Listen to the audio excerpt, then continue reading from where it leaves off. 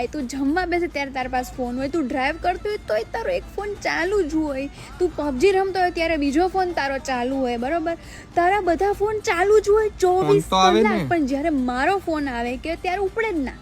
ખબર નહીં ત્યારે એના ફોનમાં શું નેટવર્ક ઇસ્યુ આવી જાય કે બેટરી અચાનકથી બેટરી લો થઈ જાય એના ફોનમાં, અચાનકથી એને માથું દુખવા માંડે, અચાનકથી તેને આમ કેટલા બધા અર્જન્ટ કામ આવી જાય ને ક્યાંક પહોંચવાનું હોય, જલ્દી એને લેટ થતું હોય, બરાબર?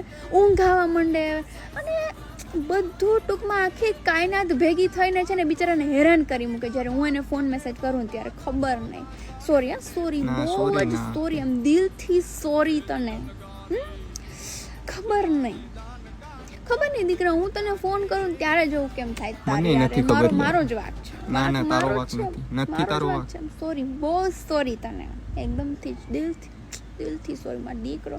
બાકી તારે મારી યાર વાત ન કરવી એવું બને ના બને જ ના, હું સ્વીકાર બને.